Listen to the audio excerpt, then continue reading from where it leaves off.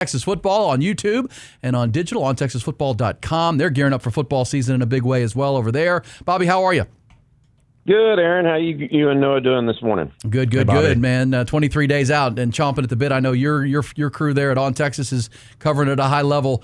Let me start with this, though. Your thoughts on Oklahoma. We have them at 17. We had Cole Kubelik from ESPN SEC Network saying he thinks they're one of the more undervalued teams as far as a roster. They may have the best defensive line, he said, in the SEC.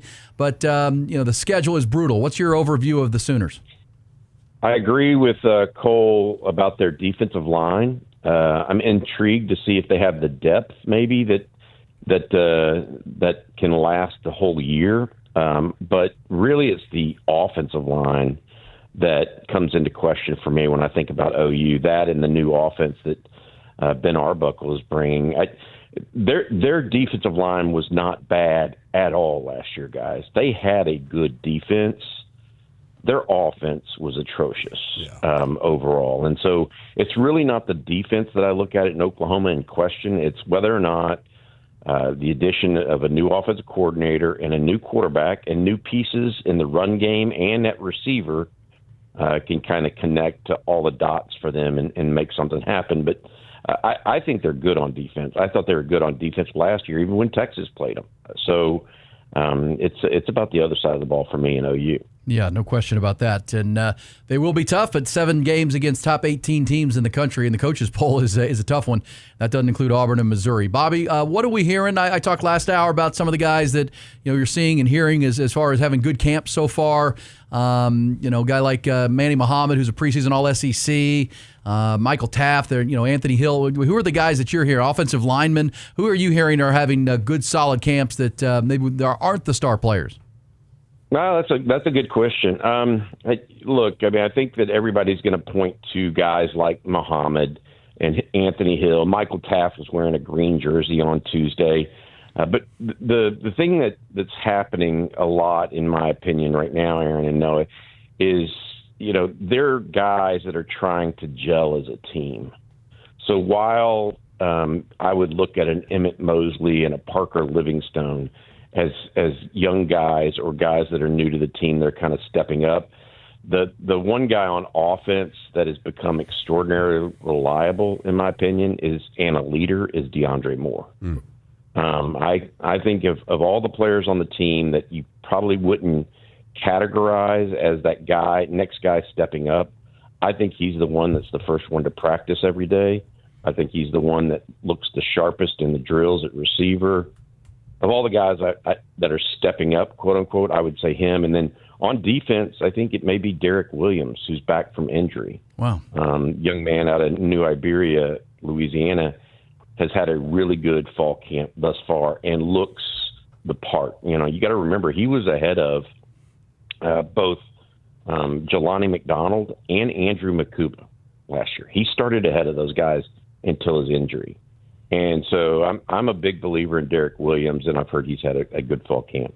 Yeah, a talented kid out of Louisiana, high 4-star player, and long arms, the Raptor they called him, for his ball skills and ability to come up and make plays. That secondary could be long-levered athletes, as our man Jerry Hamilton calls them all the time. They're going to be tough to throw the football on with Manny Muhammad. And Kobe Black apparently having a good camp on the other side. Do you think he wins that other starting corner job opposite the All-SEC player?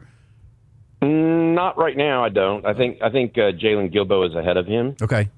So right now, Manny Muhammad is running with the ones, and Jalen Gilbo is running with the ones at corner. I think that the more we get into this camp, from what I've heard, is the more Michael Taft is playing nickel. And one of the reasons I mentioned Derek Williams early is because I think they want to get their best 5 on the field. And I think as of right now, Derek Williams is one of those, Jelani McDonald is one of those, and Michael Taft is one of those. And that's 3 true safeties, actually. And so that pushes out Jalen Gilbo to corner. And I think Jalen Gilbo may be a better corner than he was in nickel in the first place. And he started at nickel last year, right? Right. So I do think that there's a battle with Kobe Black and Jalen Gilbo ongoing at corner. I also think there's a true freshman named Grayson Littleton that is pushing at nickel.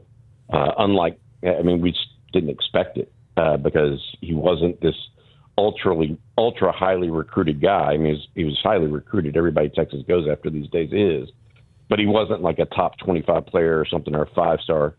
But he's come on and looked really, really good at nickel, and I think that that's throwing a wrench in some maybe predetermined plans as well because of how well he's looked. Bobby, I want to ask you about the preseason coach top 25. We know rankings, especially in the beginning of the season, don't matter too much, but this is the first time ever the Texas Longhorns have been number one of the coaches' preseason poll. Do you think that's a fair assessment, one? And then also with the AP top 25 coming out soon, do you think the Longhorns will also be one there? Oh, I don't know about the AP. Sports writers are different lot than the coaches. For sure. I think we did this breakdown of the coaches poll, and the first 9 teams are really the teams that I think can win the national championship. I know Texas is one, but whether it's Ohio State or Georgia or Clemson or Penn State, I think probably should be number one going into the year, given that they have their quarterback and running backs coming back and a lot of their offensive line, et cetera.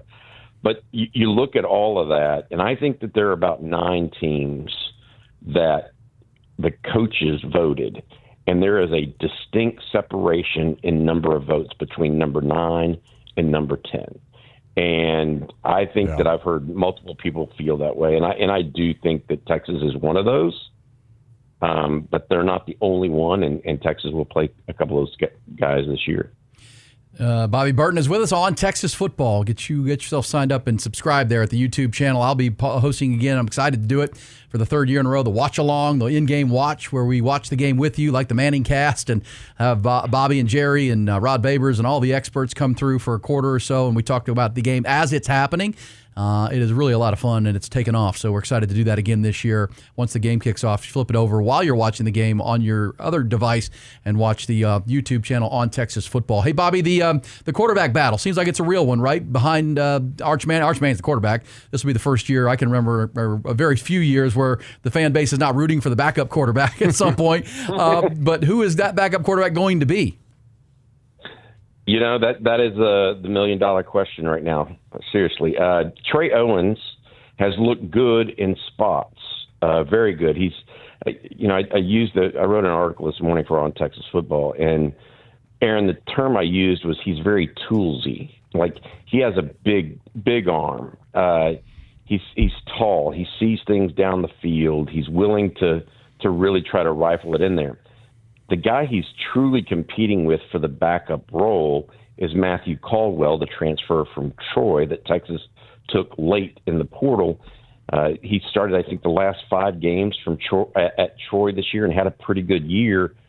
And the question right now is, do you take a guy like Matthew Caldwell, who has been very exacting in how he takes on that position?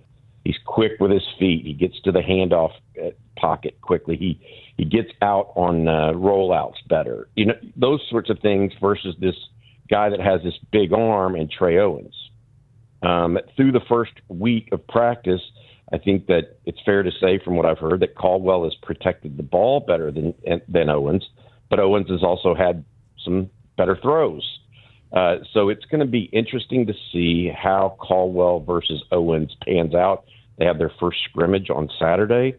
My thinking on this right now is, even if Caldwell wins out early in camp because of his experience, it may be an ongoing battle throughout the year if Owens is third and still keeps coming on, because I do think that Owens has more ceiling or greater upside. And so we'll see how that all works out. But right now, Caldwell, just a little bit, I don't know, more prepared is not the right word, but he's just older and more experienced.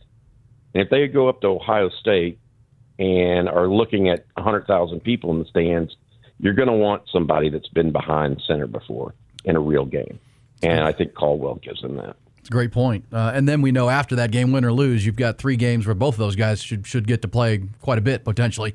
Those next 3 before the bye week, and really evaluate with in-game tape for those guys behind Arch Manning. And Arch Manning gets some reps too. He is Bobby Burton, as he mentioned, the YouTube channel, but also on OnTexasFootball.com, where they're always putting out great content with Jerry and got CJ Vogel. Jeff Howe is now at On Texas Football doing a great job. So best team in all of Longhorn land, no doubt. You mentioned the scrimmage on Saturday, and Sark has been clear. Even at SEC Media Days, Bobby said that once they get through the first 2 weeks of camp, they're going to start game prepping for Ohio State. So this Saturday and then the following Saturday, they probably do another scrimmage, and then that's it, right? Then they're starting to drill down on the Buckeyes. Yeah, I think so. That's the plan. They usually have 2 or 3 scrimmages in the fall camp, and I think this year they're going to have 2. And I do believe you're right. I mean, Sark said basically 2 weeks out, it's Ohio State. Typically, it's not all one team this early, he said, but they're going to make a little bit of an exception because of what they've got coming up after that, right? And so from my vantage point, at least, this is where they separate the wheat from the chaff. And what I mean by that is who are the ones and who are the twos, and who's going to be on the travel squad and who's not. And those sorts of things happen these early days in practice before they get ready for Ohio State. And so that's really kind of what we're looking for is, who's going to be the real second team offensive guard, and who's going to really be the receivers that go on the road to Ohio State, on top of the Ryan Wingos and Emmett Mosley's and DeAndre Moore's, right, and Parker Livingstone. I mean, those are the things that are happening kind of behind the scenes. I think a lot of the top-line position battles are kind of decided. It's the backups and the young guys, particularly the freshmen. I mentioned Grayson Littleton. Jonah Williams hasn't been full go fall camp, and how's he going to figure in? Is he going to return kicks? Is he going to? I mean, there's just a lot of different little things going on behind the scenes right now that we're trying to keep up with. Well, and keep up with them you will at On Texas Football with Bobby Burton and the team. Bobby, thanks so much for the time. I know you got a show coming up, and looking forward to all the content as usual, and looking forward to game weeks and in-game watches and all the coverage all the way to kickoff. Thank you, Bobby. Thanks, Bobby. Hey, thanks, guys. Should be a fun season, man. No question. There you go. It is a battle. Probably, that makes sense with Matthew Caldwell, right? If Arch were to turn an ankle and you got to have a series out of a backup quarterback, you're probably going to the kid who's played, at Troy and been in games. He's not in the horseshoe, but a lot of snaps. Right. He's not going to, pee down his leg, as some people would say. Not that Trey Owens would, but you just know this kid's been in college football games at a higher level. Trey Owens is toolsy and a lot of talent there. Interesting with Jalen Gilbo, which he and Kobe Black, but Jalen Gilbo kind of doing the Jahdae Barron thing, sliding from the star out to corner. Michael Taft sliding into the star to get your best 5 at secondary. Like that a lot. Manny Muhammad. Bobby Burton bringing it to you at a high level as he always does. We appreciate him doing that.